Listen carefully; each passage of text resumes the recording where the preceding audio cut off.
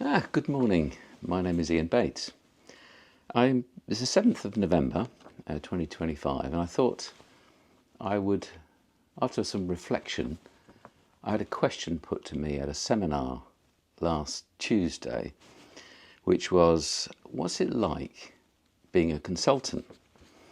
And I'm often asked this question, so I thought I'd answer it. I've written an article about it, as I normally do, but I thought I'd also do a little video. So I'll try and keep it short. But I answer that question with, it's a bit like playing with other people's train sets. Very varied, sometimes very exciting, and certainly gives you a fantastic insight into what's going on. Now, I spend most of my time, excuse me, working in the world of packaging and material developments. But the problem with playing with other people's train sets is that sometimes the trains all come on at the same time, and sometimes they get a little bit delayed.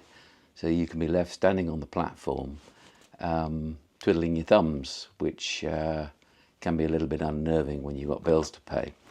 So anyway, that's the reality of being a consultant. You have to be able to withstand the quiet times, but also deal with the intense busy times. So what do I actually do? Well, I set up my consultancy, which is called Blue, BLU 8.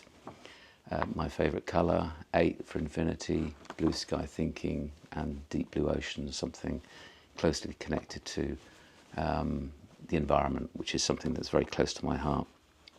I break it down into 3 areas. So I do, supported by a group of very talented individuals and organisations. I do 3 main things.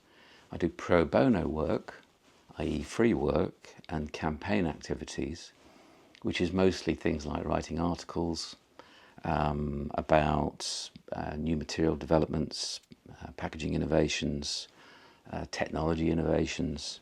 I write about raising awareness of toxicity, particularly in the area of nasty chemicals and plastics, etc.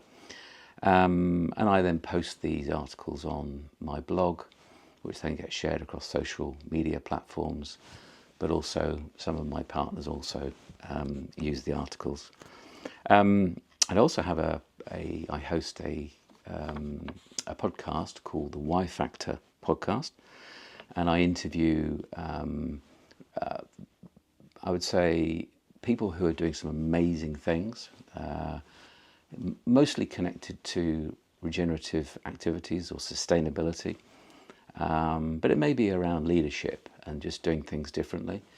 So I love that. It's one of the most interesting parts of my work. And then I also write about mental illness.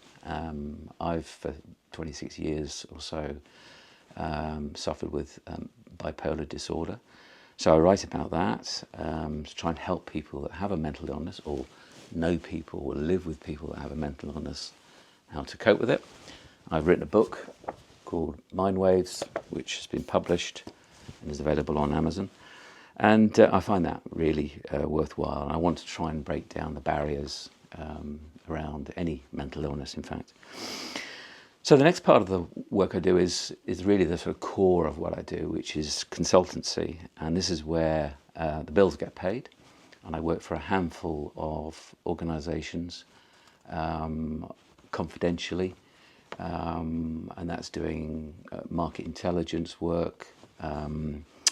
It's doing advisory work and also making introductions. So when somebody's got an interesting product or technology, I will then introduce them to relevant partners. And then lastly, I work on what I call them F1, Formula One projects, which are high octane, high risk, and very exciting, more long-term developments. So I may have shareholdings in organisations which are investing in some new and exciting things. So I work on those. My background I've spent 30 years in the world of fibre and packaging.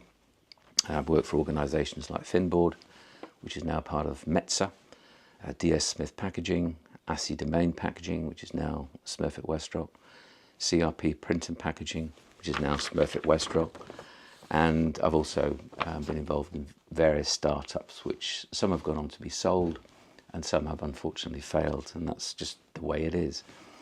I talk at the beginning about the changes and why somebody might want to become a consultant, and that's understandable, because if you've got a lot of experience with all of the changes, particularly driven by automation and AI and general artificial intelligence, you might want to think, well, yeah, being a consultant is perhaps the way forward.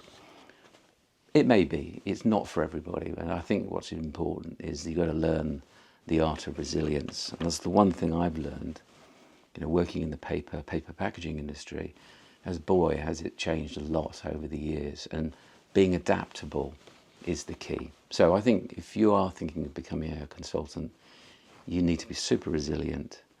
You need to be very adaptable and keep your antenna always up and on listening mode, and be prepared to be proven wrong from time to time. Thanks for listening.